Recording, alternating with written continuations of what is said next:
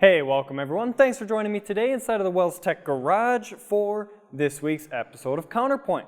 Now, I'm here today to talk about our TPMS Programmer. You know, last CounterPoint, I was out here talking about our TPMS universal sensors, and there were a lot of questions and comments and feedback around the programmer, what it does, what it doesn't do, how it works, and all that stuff. So I'm here today to talk specifically about our TPMS Programmer tool.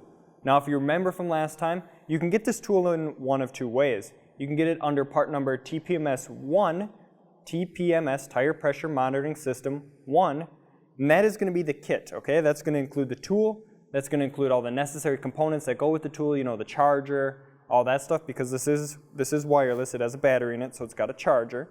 It's going to come with the cable to hook it up to your computer for updates, and it's going to come with 4 sensors, and that is TPMS1. If you get TPMS2, it's going to be the same thing, just doesn't have any sensors with it. So it's the tool and all of the necessary components that come with it. Okay, so that's how you can get the tool. So what does the tool do? Well, if you remember last CounterPoint, I talked about the way these TPMS sensors and universal sensors in general work. Remember, it's a 2-step process. Step 1, you need to program the sensor, right? Put the vehicle's information into the sensor, because out of the box, the sensor is going to be completely blank.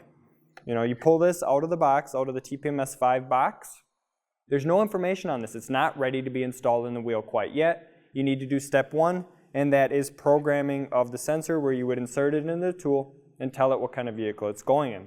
Step 2 then is going to be to perform the relearn procedure on the vehicle. Our TPMS Programmer tool right here is able to do both of those steps very, very well. So let's go over the programming aspect first. Okay, step 1. Is programming. Let's go over that. When you program a sensor, you're going to come up on the tool, you're going to enter in your vehicle's information, make, model, and year, and it's going to give you a set of options. The first option is going to be diagnosed sensor, the second option is going to be new sensor. Alright, so we're going to go to new sensor, and you're going to see 3 options here on most vehicles. First option is auto duplicate. Think of that as cloning of the sensor, okay? So what you're going to do is you're going to electronically read the information out of the old sensor and clone it or duplicate it into the new sensor. Now this is great for vehicles that maybe have a physically damaged sensor. You were changing out a set of tires and it got broken on the tire machine, okay? So what you would do is you just throw your new sensor in the programmer here, hit auto duplicate while holding the tool next to the old sensor that's still electronically responding, and it's going to pull that information out of the old sensor, put it in the new one, you're ready to go, ready to install that into the wheel. Okay? But what happens if the old sensor in the vehicle is just old? It's got a dead battery. It's not electronically responding anymore. At that point, you could do what's called a manual duplicate. And this is another form of, I guess, cloning of the sensor. Your old sensor, if it's an OE style, will typically have the serial number written directly on the face of the sensor. This can range anywhere from like the 6 to 10 digit mark. So what you would do is you would click manual duplicate, and you're going to see you're going to get a bunch of letters and numbers up on the screen here. You're going to go ahead and copy that serial number from the old sensor and type it in, put it into the new sensor. So that's manual duplicate, and that's just another form of cloning. Now with auto and manual duplicate, the vehicle should be ready to accept that new sensor, and you shouldn't have to do a relearn procedure because the TPMS computer doesn't really know that you just changed the sensor, right?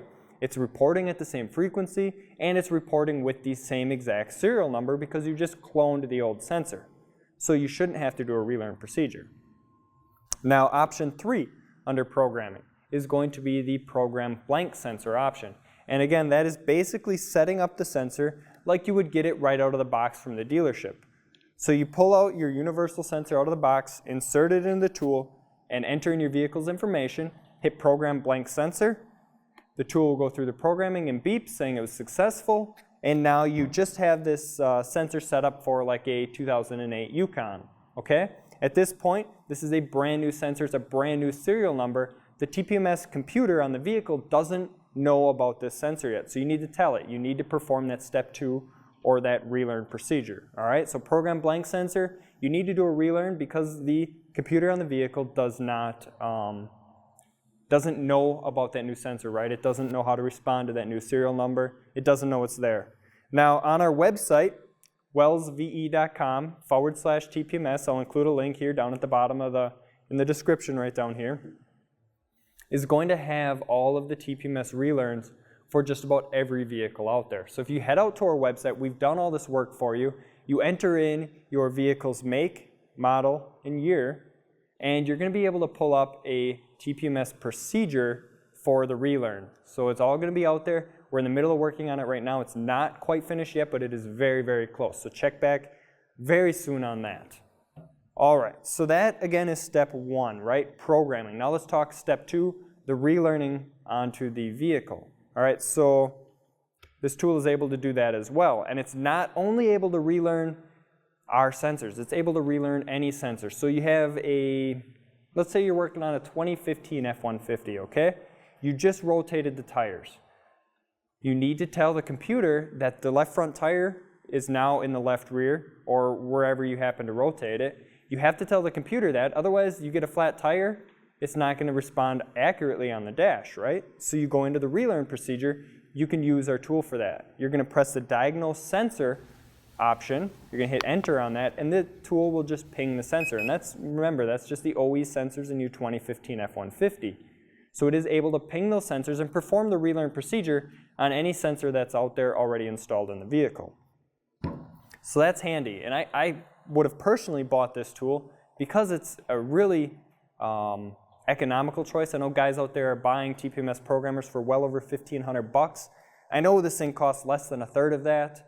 I would have thrown this tool in my toolbox had I still been at the dealership, because it takes a lot of time to walk to every other guy's toolbox in the dealership looking for the TPMS programmer tool just to do a relearn procedure on a vehicle I just rotated tires on. I would have pulled this thing out of my box, went right through it, and had the vehicle down the road before I would have even found the tool that was on the guy's toolbox all the way across the shop. So it is something that, from a technician standpoint, is economical to have and own yourself. It is a great tool. So check on pricing on that. It is very, very economical. All right, let's talk about another aspect of the programming, and this is for you guys that work on a lot of Hyundais, Kias, Toyotas, Hondas. There might be other ones, maybe Nissan. There are a lot of them out there that require a new sensor. So if you do a program blank sensor, you get a new serial number. That serial number needs to be written into the vehicle's computer as part of the relearn procedure, right? But in order to do that on these vehicles, you have to go in through the OBD2 port. Now you could get a full function scan tool in there, go into the TPMS computer, and manually type in that serial number that you just pulled off of the sensor. Or you can go ahead and go out and get the TPMS OBD2 interface that we sell. This is going to be TPMS part number TPMS15. If you go out and buy this thing is going to plug directly into that OBD2 port, okay? You get this nice little cable with it, almost looks like an old phone cable. Plug it into the interface tool, and then this is going to plug directly into the side of the programmer. And when directed to on the tool, you're going to go ahead and hook this thing up to the data link connector, and it's going to write in that information. So for vehicles that require this in order to program it, it is going to say that. You'll see the options of diagnose sensor, new sensor, and OBD2.